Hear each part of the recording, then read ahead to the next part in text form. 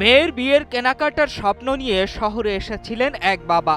লুঙ্গির ভাঁজে লুকানো ছিল 50,000 টাকা, কিন্তু পথেই হারিয়ে ফেললেন সেই টাকা। তবে গল্পের শেষটা যেন এক টুকরো স্বস্তির নিঃশ্বাস। সততার হাত ধরে ফিরে পেলেন হারানো সেই স্বপ্ন। নবীনগর উপজেলার রসুলপুর গ্রাম থেকে মেয়ের বিয়ের কেনাকাটা করতে ব্রাহ্মণবাড়িয়া শহরে আসেন তাজুল ইসলাম নামের এক ব্যক্তি।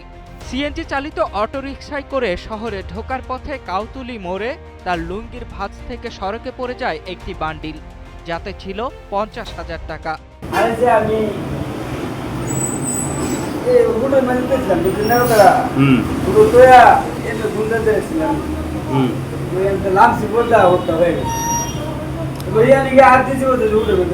পদ্মা সেতু, মেট্রো রেল এবং এলিভেটেড এক্সপ্রেসওয়ে নির্মাণের গর্বিত অংশীদার বসুন্ধরা সিমেন্ট।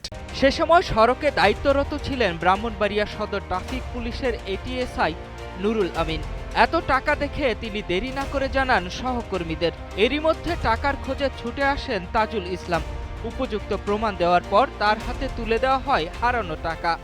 ওই সিএনজিতে যে নামছে ভাড়া দিতেই তার টাকাটা নাকি পড়ে গেছিল, সে বলতে পারে না।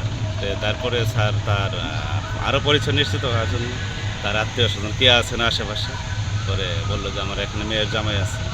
পরে মেয়ের জামাই আসলো, আসার পরে তার মেয়েও আসছে সাথে। পরে বললো যে আমার মেয়ের বিয়ের বাজার করার জন্য আমি টাকাটা নিয়ে আসছিলাম। টাকাটা ব্যাংক থেকে উত্তোলন করছি 2-3 দিন আগে আর কি। ঠিক আছে, তার সব কিছু আর কি মিলে গেল আর কি। মিলে যাওয়ার পরে টাকাটা বুঝে ওনারাও খুশি, আর আমাদের দায়িত্বটা আমরা মানে সঠিকভাবে পালন করতে পারি, আমরাও নিজেকে সার্থক মনে করি যে আমাদের এরই ডিউটি আর কি। কৃতজ্ঞতায় আপ্লুত তাজুল ইসলাম বলেন, টাকার ব্যাগ হারিয়ে খোঁজাখুঁজির এক পর্যায়ে জানতে পারেন ট্রাফিক পুলিশ তার টাকা পেয়েছে। তথ্য প্রমাণ দেওয়ার পর ফিরিয়ে দেওয়া হয় সবটুকু, যার জন্য তিনি জানান আন্তরিক কৃতজ্ঞতা। দায়িত্বের জায়গা থেকে এই কাজটা করি আমরা, তো আর এটা আমাদের কাছে মনে হয়েছে যে এটা আমাদের আমানত। এই জন্যে হচ্ছে আমরা আসলে ওনার এই টাকাটা দিয়ে দেই, এবং এক্ষেত্রে যদি উনি টাকাটা হারিয়ে ফেলতো তাহলে হয়তো ওনার মেয়ের বিয়ের ক্ষেত্রে উনি বড় ধরনের একটা সমস্যার সম্মুখীন হতেন।